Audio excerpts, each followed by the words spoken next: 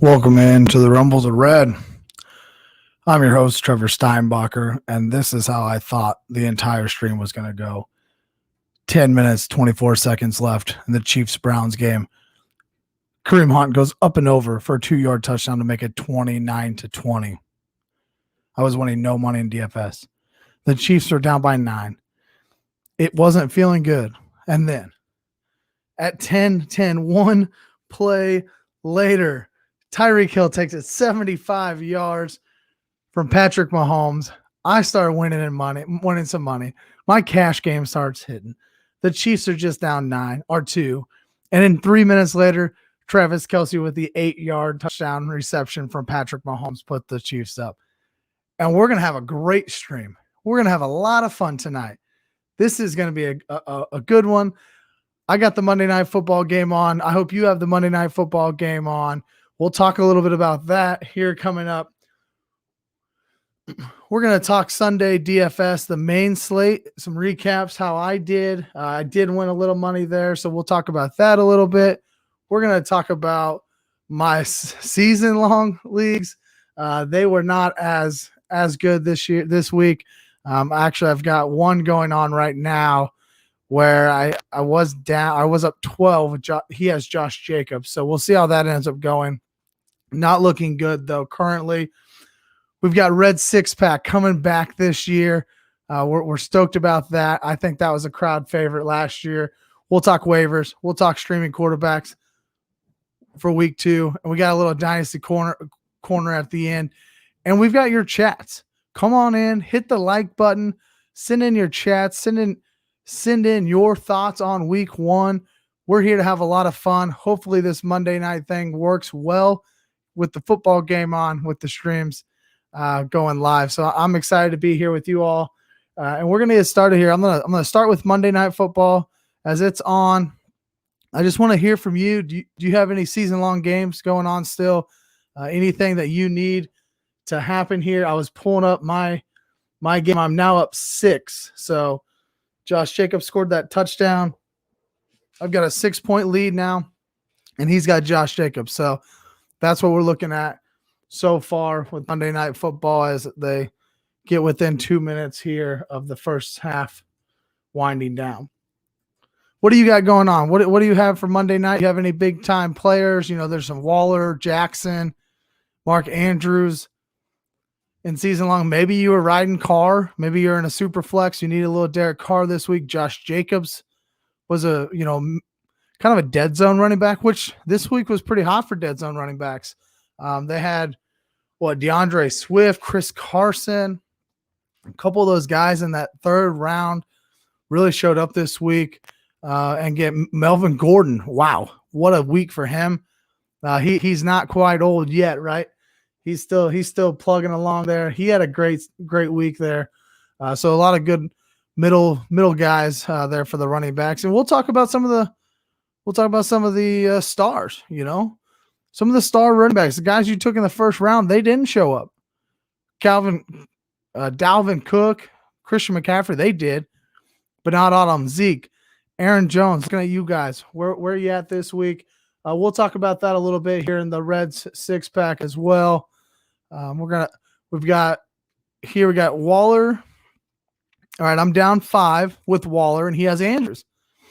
That's going to be a good one. It'll be a good second half. It'll give you a good sweat here the rest of the second half, that's for sure. And absolutely riding Tyreek in fantasy. It's hard not to. They just funnel everything to Tyreek and Travis Kelce. It's hard not to want a little bit of that in your lineups. Monday Night Football, we'll start there. DFS-wise, it's not going great for me quite yet. I was going to pull it up for you. Here, give me one moment. Are you guys playing DFS tonight? What's your line? Who's in your MVP? If you're playing DFS, who's in your MVP tonight? I see like 90% Lamar. I did put one together with Waller as my MVP. That's the one I'm going to pull up here.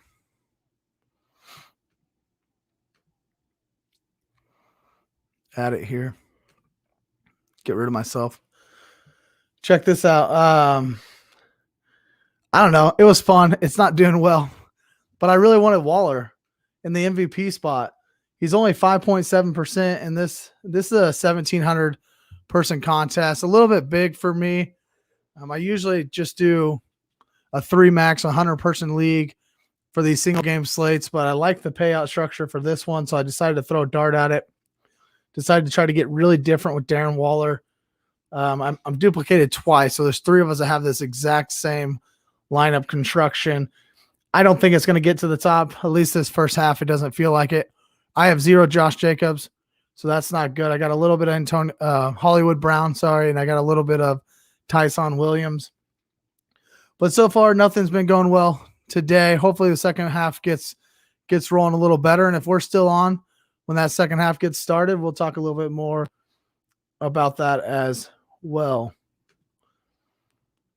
Get back over there. Let's talk Sunday main slate. What's up, Taylor? Joining us here. Happy to have you. How'd your week go? Did you win? My week didn't go well. I beat Ian, so that was good. Him and I played in 2 different leagues. We split 1-1. And of course, Sunday fun day. I didn't start Debo. I'll talk about that later. That was a shame. Damn shame. Sunday main slate. I talked earlier right off the top here. Tyreek scoring that 75-yard touchdown. I did end up cashing my cash game lineup. Pull it up for you here.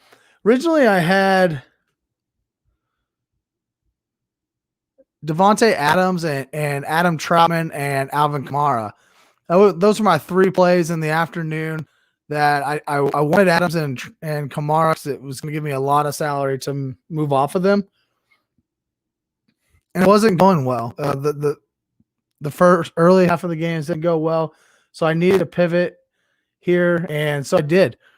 And when I did that pivot, I pivoted to Tyreek Hill, which we talked about, Nick Chubb, and then Robert Tonyan.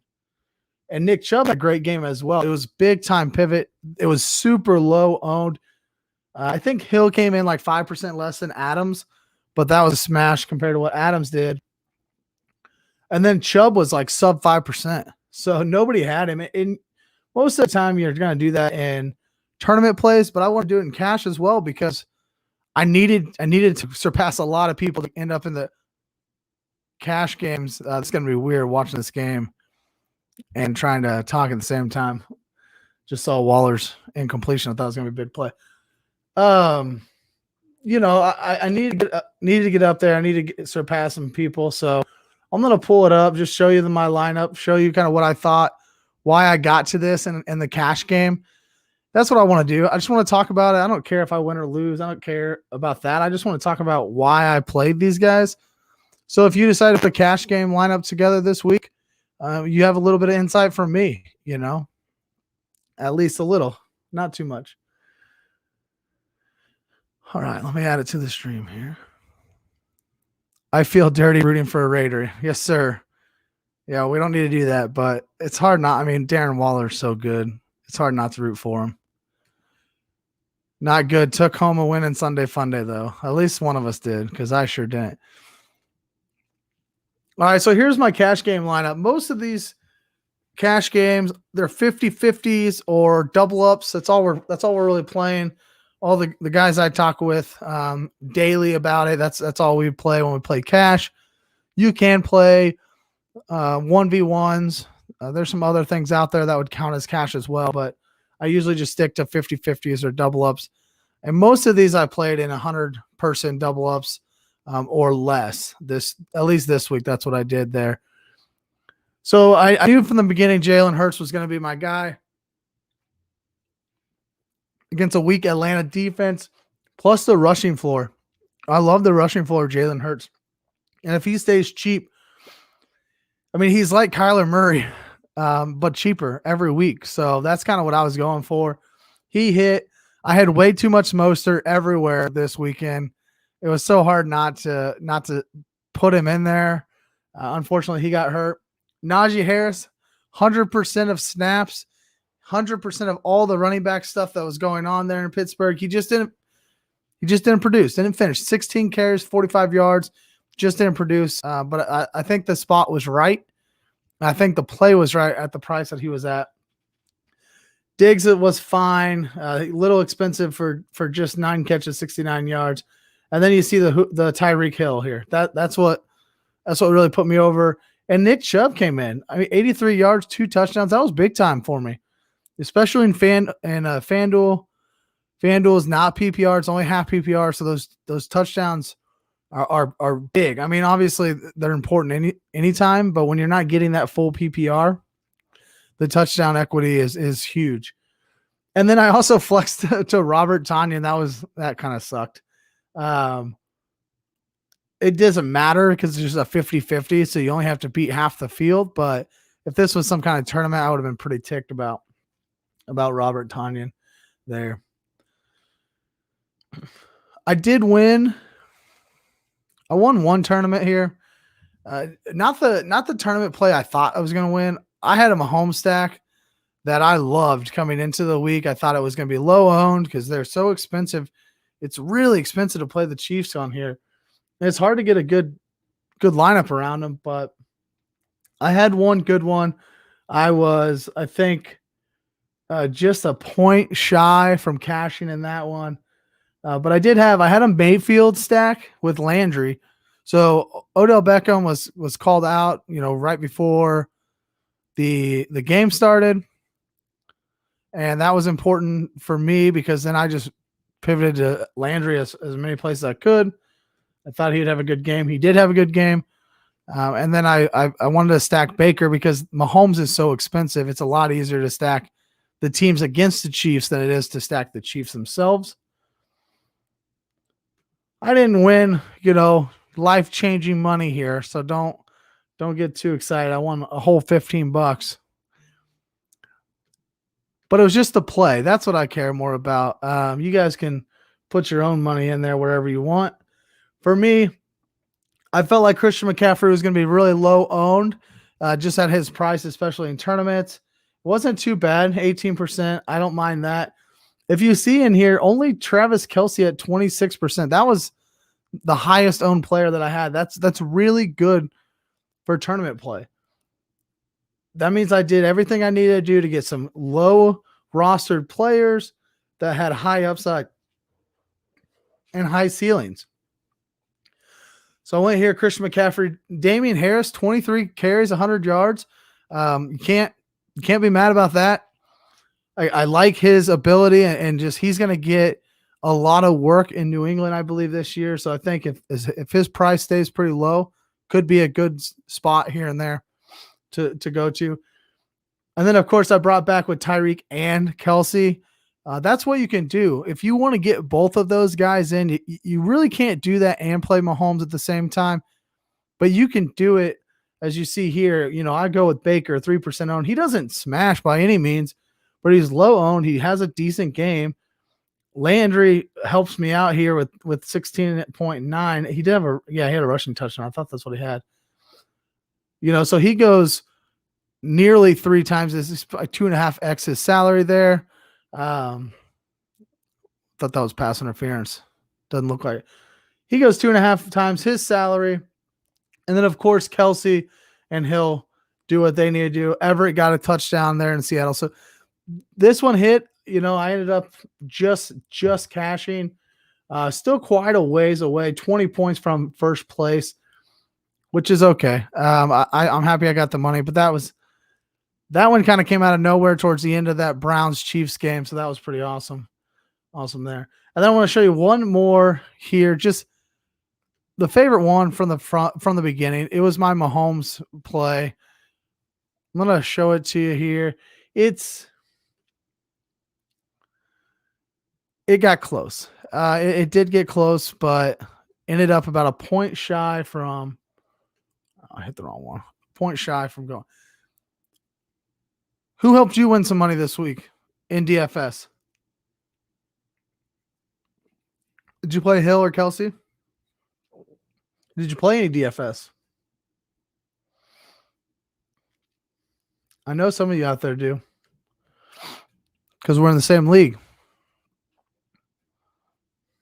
Man, this Ravens defense is just eating on Derek Carr, aren't they?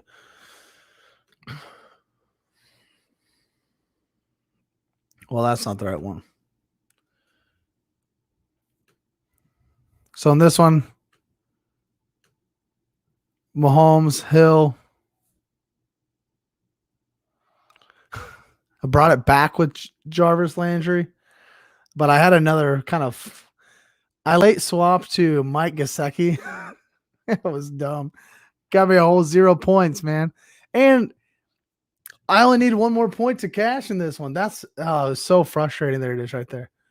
It was so frustrating to see Gesicki with a big fat 0. I didn't expect him to hit, but I just punt. I usually punt at tight ends anyways. I was completely punting at tight end here, and I just missed. Here it is. Let's get this pulled up so you guys can see what I'm talking about. So I just missed here. So I have Patrick Mahomes less than 12% roster. That's nice. You see Mostert again. Terrible. I went Miles Sanders in this one.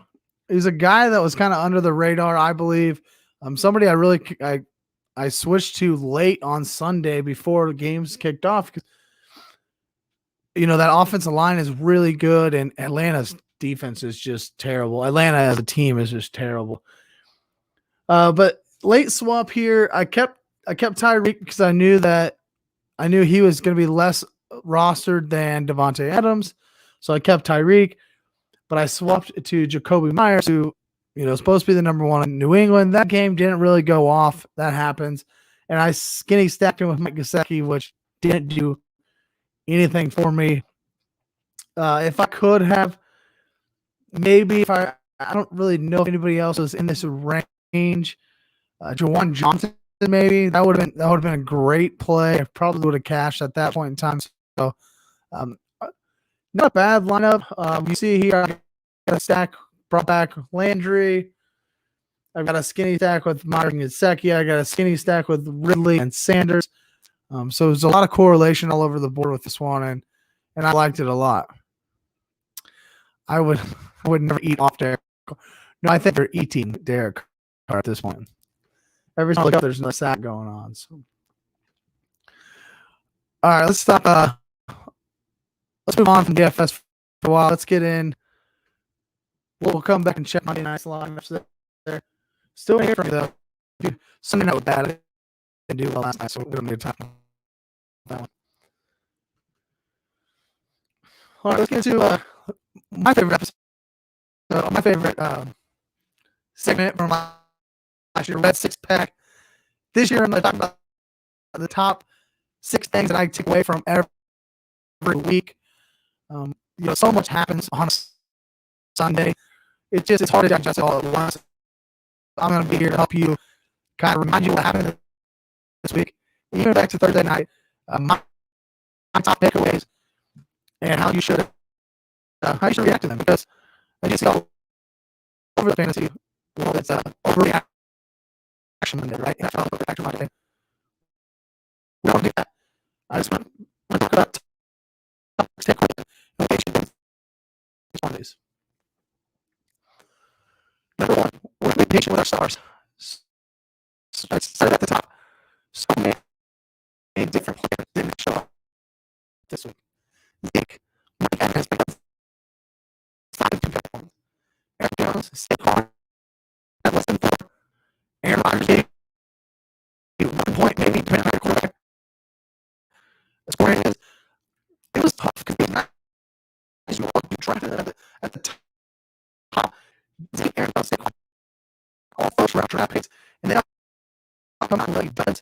They don't help you win anything this week. In fact, they probably isn't. You may have lost your game this week, contest this week.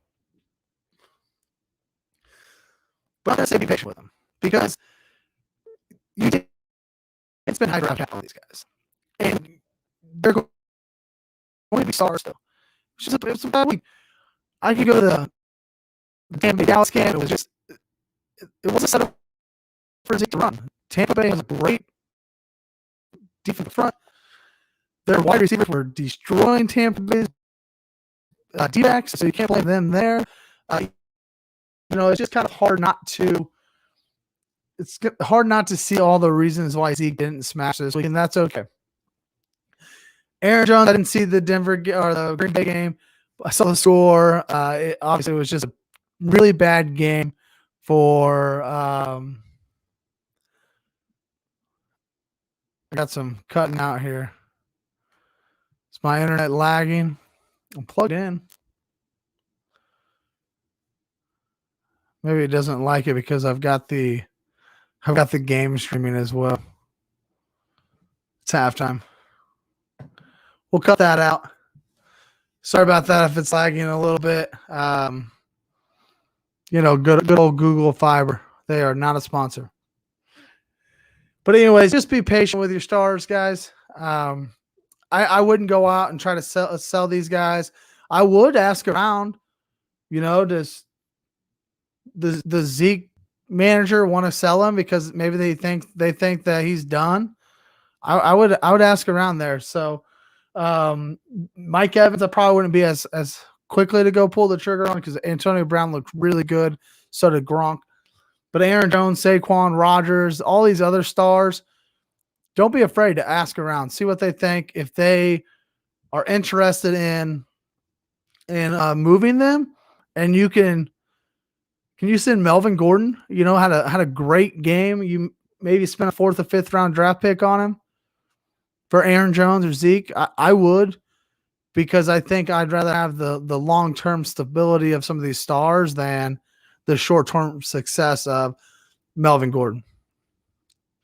A little better now. All right. Well, hopefully it works. Sorry about that. Gotta love the internet. All right. Number 2 for my top 6 takeaways from week 1. Deebo Samuel over Brandon Ayuk. Guys, Deebo Samuel, 9 catches, 189 yards, and a touchdown. Dude went off.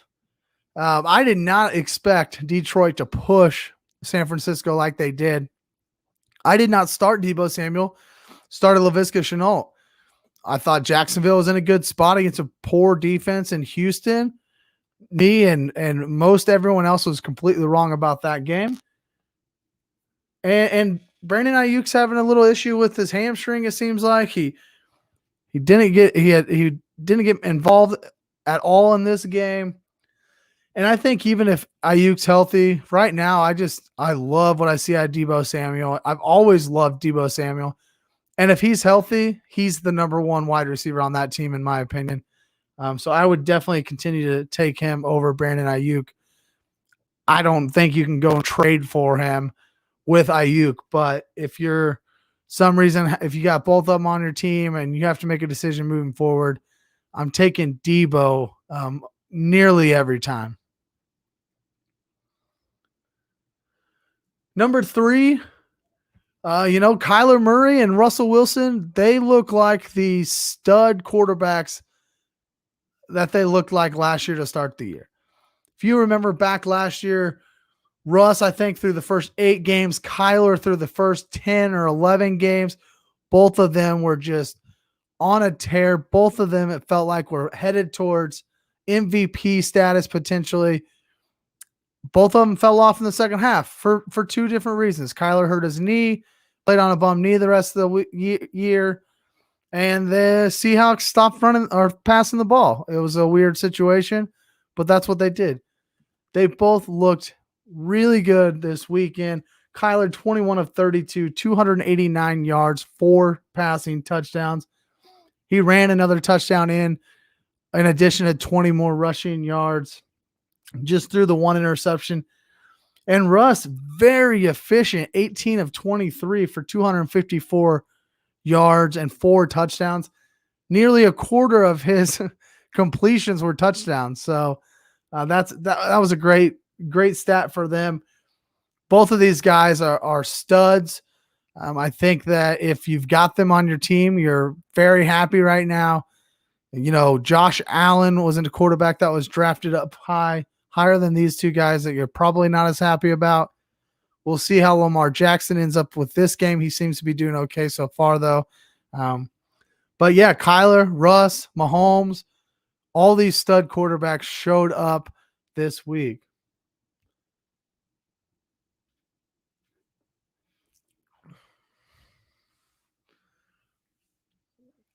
All right, we're halfway through the red six-pack here. What was your big takeaway? Tell me in the chat. What was your big takeaway from this week? What's one thing that you're either overreacting on or maybe you hope everybody else overreacts on? What was a big takeaway you had from week one? Number 4 for me, you're too late on the Jalen Hurts train. That's for sure. Wow, he looked good.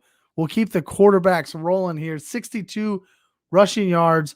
He adds on an extra six points just in rushing alone, just in yardage alone. 62 rushing yards.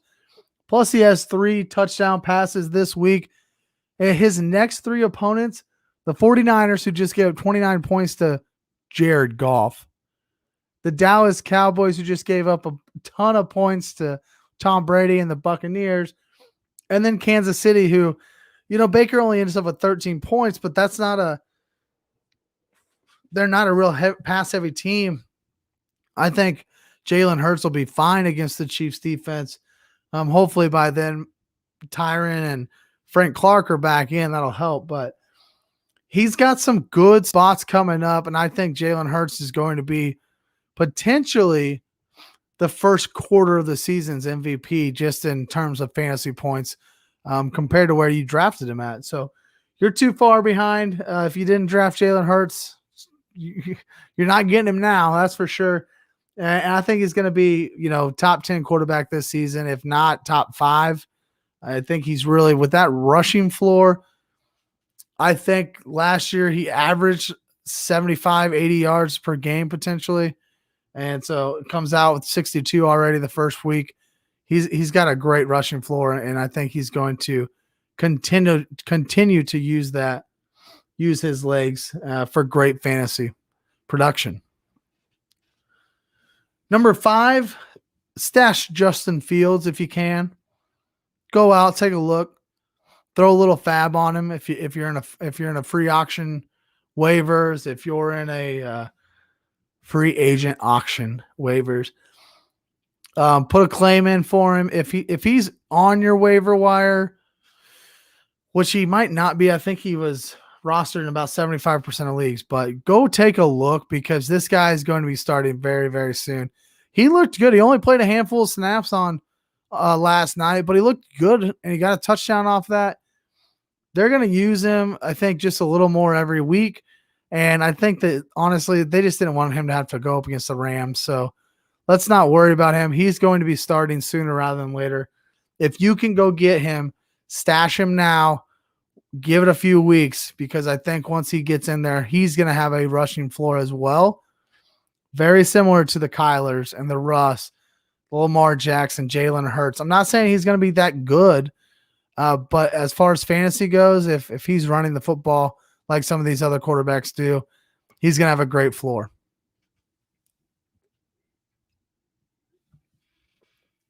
My 6th and last takeaway here is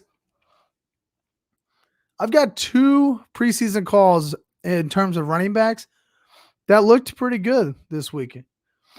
The first one is I had Nick Chubb ranked as my RB6, and he looked like a top 5 running back. I'm riding him in a couple of leagues. I think that he's going to have a phenomenal season, and he looked really good against that Chiefs defense. And I think he'll continue to look good against the Chiefs defense, or against every defense. Hopefully he doesn't have to play the Chiefs again until the playoffs. Then my other preseason call was Derrick Henry at RB8. I also talked a lot this offseason about trying to trade away Derrick Henry in Dynasty. I didn't watch this Arizona-Tennessee game.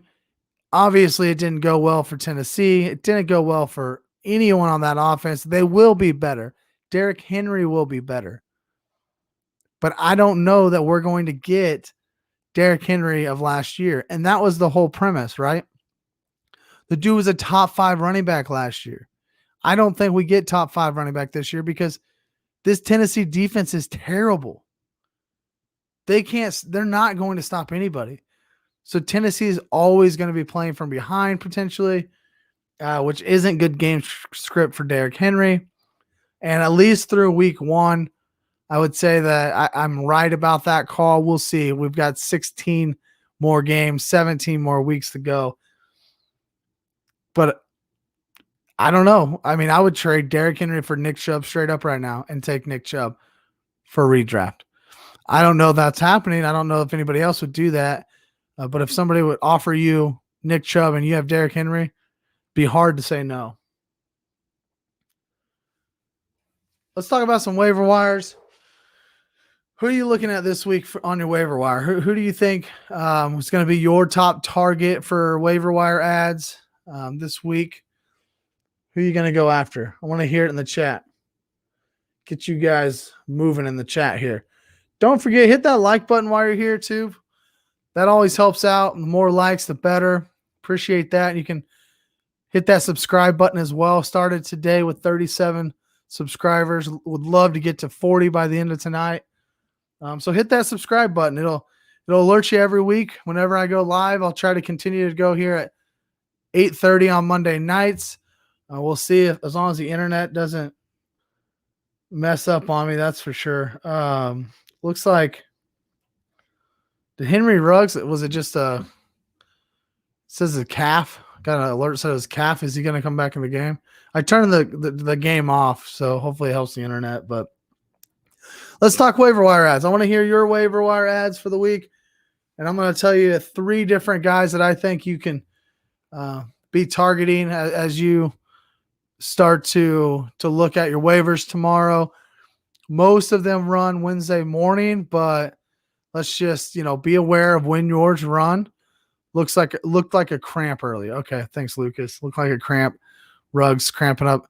Man, that happens all the time in these first games, right? Get those boys out there and let them run a little bit in that last preseason game. Especially 3 this year. All right, my first waiver wire ad. These guys are all rostered in less than 50% of ESPN leagues. And the first one's Christian Kirk. What a game he had. 5 for 72 touchdowns. He had 5 targets. This is a guy that I pretty well left for dead.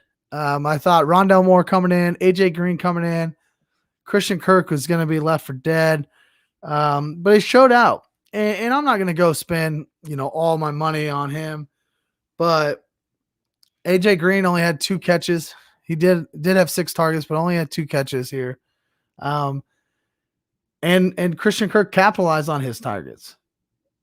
Rondale Moore also, I think he had 5 targets as well. So, they're going to spread the ball out there for that number 2 wide receiver. Obviously, Hopkins will continue to dominate as the number 1. But Arizona's going to run 3 and 4 wide receivers out all the time. All year long, they're going to run out 4 wide receivers. So there's going to be plenty of opportunity for a guy like Christian Kirk. This isn't necessarily a guy that I'm signing and starting this week, right? You're not going to put him right in. However, you could stash him, and when we get into bye weeks, he could be a great guy to have to put in to play during the bye weeks.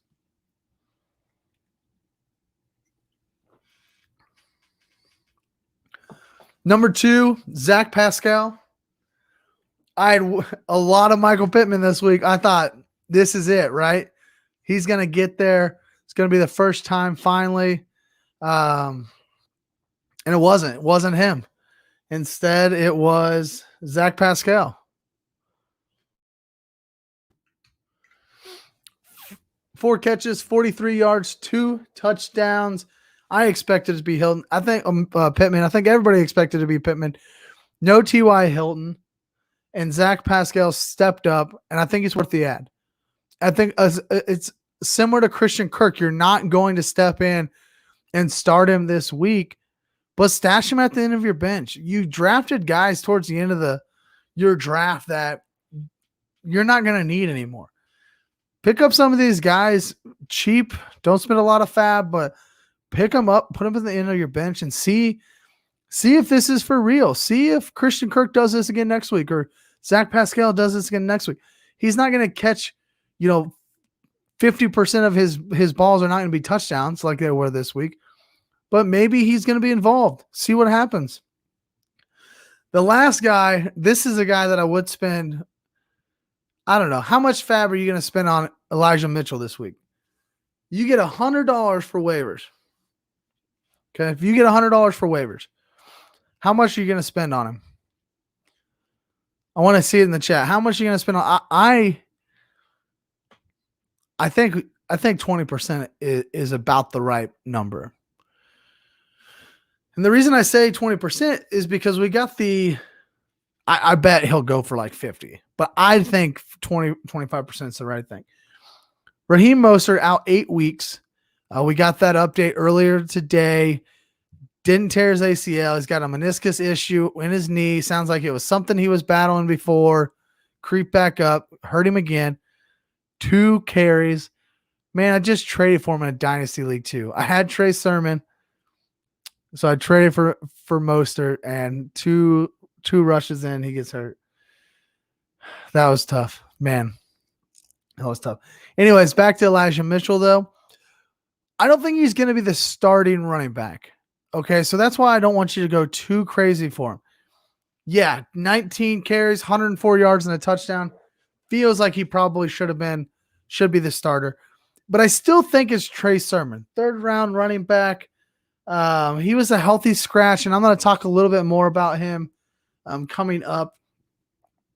Sounds like Mitchell was outperforming him in preseason and in camp and those kind of things. But when I was listening, the fantasy footballers, they were talking about Mitchell was a lot more active on special teams and those kind of things. And so they're very smart people. So I'm going to trust what they're going off of. And they, I think we'll see how the week goes, but I think Sermon's going to be active this week and involved, which I think will definitely hurt the ceiling for Elijah Mitchell, but he's still somebody you have to get. Don't not put some fab on him just because Trey Sermon's going to be active this week, because we've seen it before. I mean, especially in San Francisco, no running back is safe in San Francisco. So go pick him up. How much fab are you going to spend on him?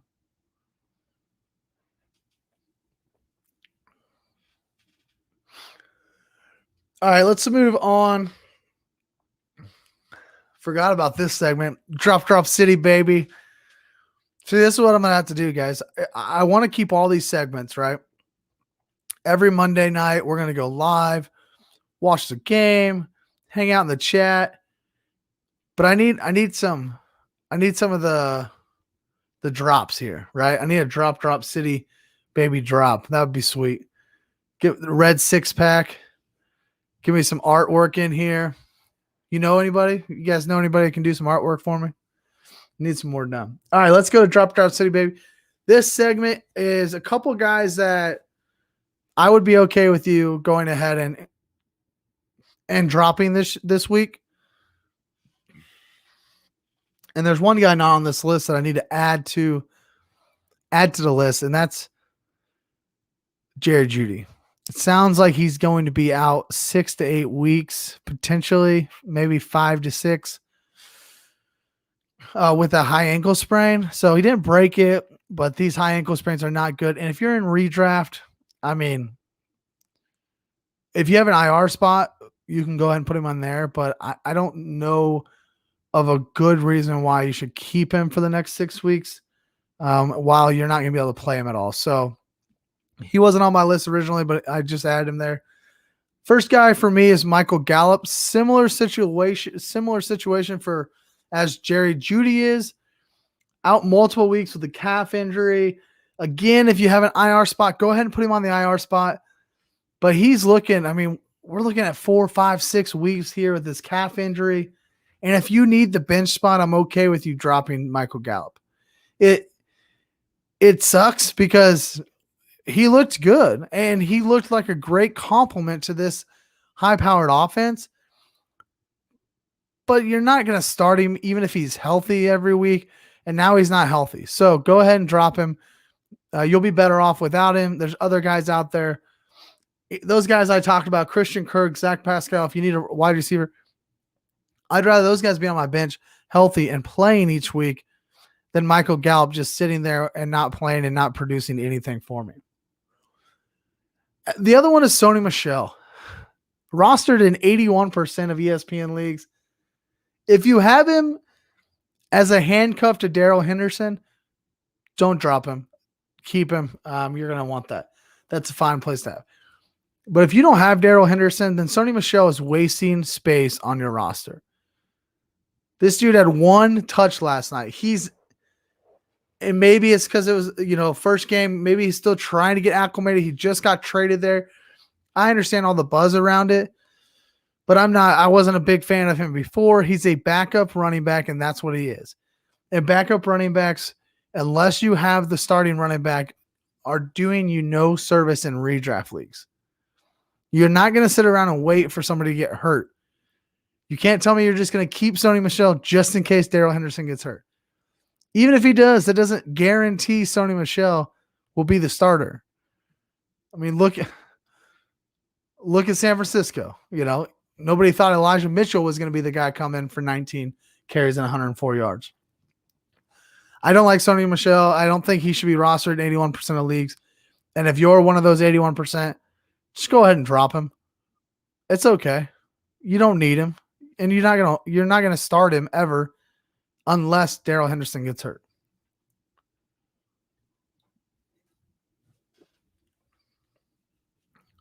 New segment this year. I'm not sure about the name. Our boy Herbie in the came up with it last night for me. He's the guy I always go to when I need a new segment name, because he's always got the dirty ones, and they're fun. So I'm gonna say it. We're gonna feel it out. If it doesn't feel right, I'll change it. But in this segment, we're gonna talk about at least one player, maybe two sometimes, that you should not be dropping, but you're gonna feel like you want to. So we're going to call it premature dropulation.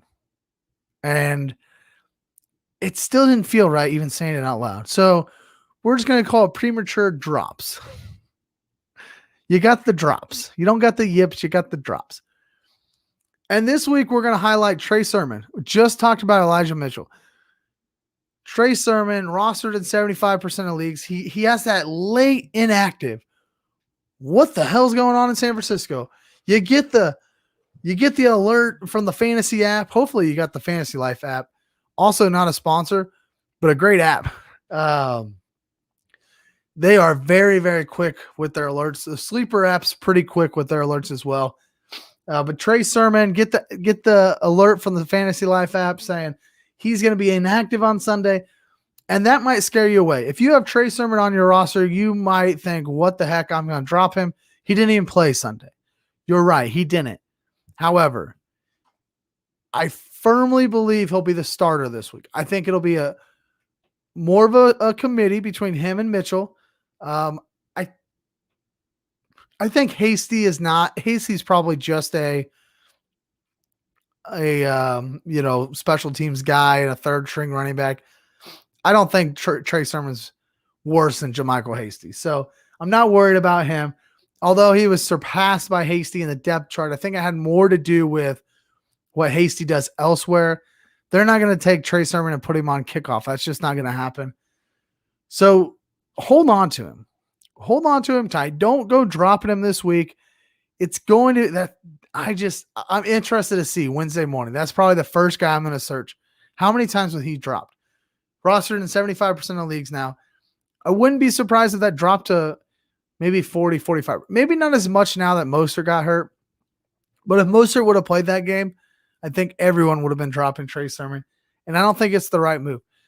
The 49ers have third-round draft capital on this guy. And once he gets a handle of this offense, he's going to contribute. And he's going to be a great fantasy player. He was top 80th percentile in both burst score and agility coming out of college.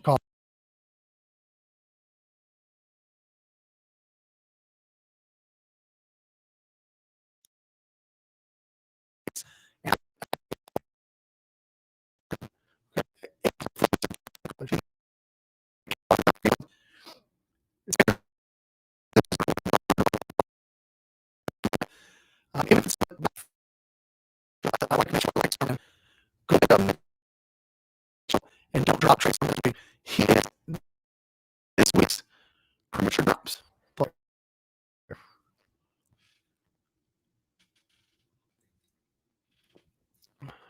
Let's move on to quarterbacks. We're going to talk shirty quarterbacks. So a lot of times, and I do it every week this week, I shrink the same bottom. I'm a quarterback shrinking type of person. I'm always out there.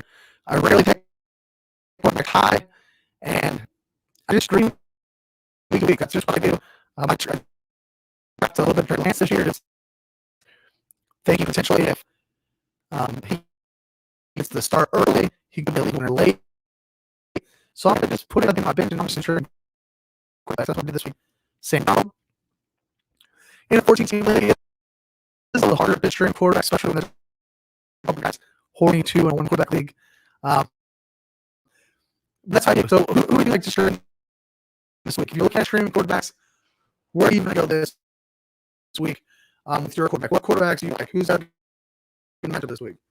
Let me hear it. I'm going to start with Jameis Winston.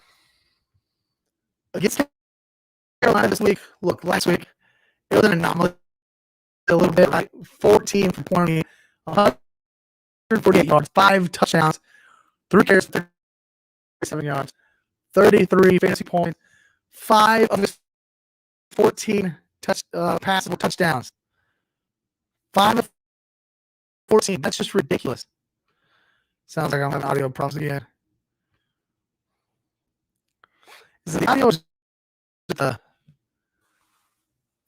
is it just the internet? I assume it's just the internet. Too many kids in this house. They probably ought to be sleeping, I guess. All right, anyways, back to Jameis Winston, talking about him. Going against Carolina this week. Carolina just gave 18 points to Zach Wilson, rookie quarterback, first ever game in the NFL. He gets 18 fantasy points. Now going up against Jameis Winston and Alvin Kamara, and his 5 touchdown passes from this week. I like Jameis this week. I think he's going to be high waiver pickup. He definitely could have made the waiver wire as the reason he didn't is because I think he's going to be a good streaming quarterback this week. Now, be careful. Don't go out and spend all your fab on Jameis. Yes, I think he's going to be a usable starting quarterback this year. He only threw it 20 times. He had 5 touchdowns. That's not going to happen a lot. So just be aware of that. 148 passing yards. The man can't even get 150 passing yards. I don't care what the scoreboard said. Yeah, end of his fantasy week was really solid with 33 points. But you can't even get 150 passing yards. Like, I think the Saints are just going to really kind of reel him in, and he's not going to go be the Jameis Winston he was in Tampa Bay when he was throwing 35, 40 times a game. They're going to reel him in. They're going to make sure it's an efficient passing game, not just a volume passing game. So just be aware of that. I do like him against Carolina this week, though. So definitely, if you're streaming quarterbacks, take a look at him. Although he might be a little difficult to pick up this week just in fab, or might be a high waiver priority. So just be aware of that. The other guy that I don't think is going to be a high priority this week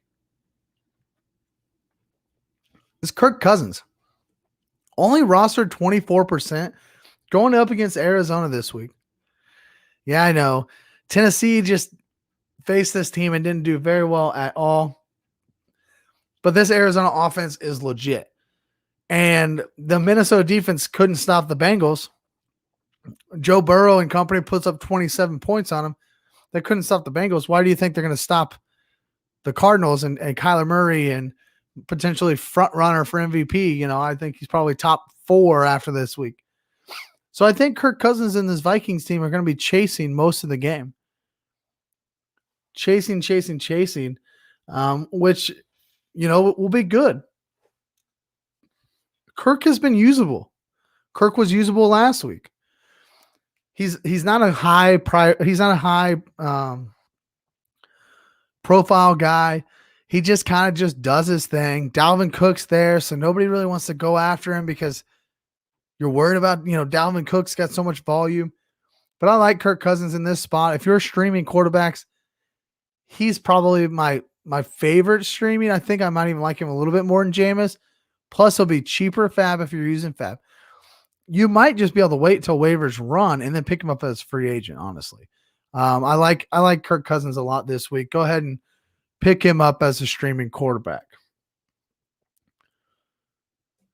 Again, please hit that like button if you are in here. I appreciate you all. I know we've had a little bit of internet issues and I apologize for that. I'll try to get it fixed before next week. We're going to try to wrap up here before too long. I've got Dynasty Corner I want to talk about, and then I want to hit one more time, take one more last look and see if we're going to be sweating out any DFS tonight. And then we'll get out of here. I appreciate you all being here. Hit that subscribe button. Hit that like button.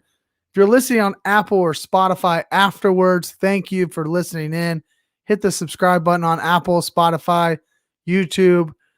Go follow me on Twitter everywhere. So let's finish up here. We're going to go to Dynasty Corner. Another new segment I'm going to add this year. I'm just going to talk about a player or two and talk about them in dynasty form. So really we're hitting all three, right? We're all hitting all three in an hour. It's kind of compact. Sometimes we might go longer than an hour, depending on how hot the chat is and if the internet's going well. But this week I'm going to talk about Jamar Chase. Yeah, Jamar Chase, high NFL draft capital, high rookie dynasty draft capital. 5 catches, 101 yards, and a touchdown. I don't know. I mean, it felt like he wasn't going to be it this week, right? All the talk in the preseason, all the NFL ball is a little different. He's having problems with catching the football. He didn't have any problems on Sunday. He did not disappoint, and he's a must start for me moving forward. It's going to be hard. I mean, I think he showed up and showed out. And Joe Burrow led the league in passing attempts before he got hurt last year. I think he's going to lead the league in passing attempts again this year. This team loves to throw the football. Now they're 1-0. So maybe they're going to try, hopefully get a couple wins under their belt, be good this year. And Jamar Chase right now is a must start for me. It's going to be hard not to start him. Unless you just got a ridiculous amount of wide receivers. Jamar Chase should be in your lineup this week and most weeks after this week. He was only started in 15% of ESPN leagues this week. Oh, he's sitting on the bench and everyone wishes they would have started him this week. So go ahead and get him in your starting lineups this week and most weeks moving forward. All right, one last look here. I'm assuming the game got started again. I stopped watching it. Doesn't look good so far. Nothing really happening. I might not get much of a sweat going on this week, which is all good. My best lineup right now has Tyson Williams here in the flex or in the MVP. Let me show you here as we get out of here. Tyson Williams in the MVP there, not doing terrible. But some of these Kenyon Drake, I really thought even with Jacobs coming in and playing, I thought Drake would still be a good play this week. He hasn't panned out. Mark Andrews, I also expected Lamar Jackson not to have many guys to throw to, but Hollywood Browns looked really good. At least in the first half, he looked good there. And then, of course, I want to throw a kicker in there every once in a while, especially if I think it's going to go under, which right now looks like it's kind of, I think the over-under was around 50. So the under is looking solid, but that's not really helping Justin Tucker out any there. So that's my best lineup. As you can see, I'm a good 3 or 4 points out of any money this week, and 14 out of first. So not going to be much of a sweat for me this week. But I hope that you guys enjoyed the show. I hope you guys enjoy talking a little DFS. I'm here to talk about it with you, show you how I did each week, talk a little bit about how I'm doing on a Monday night with you, and we'll have some fun. We're going to do this again next Monday night. Hopefully you all join me again then. Until then, Follow me on Twitter at Trev's Fantasy Pod. Again, hit the like button, hit the subscribe button, subscribe on Apple and Spotify as well at the Rumbles of Red. Thank you all for joining me tonight. Take care.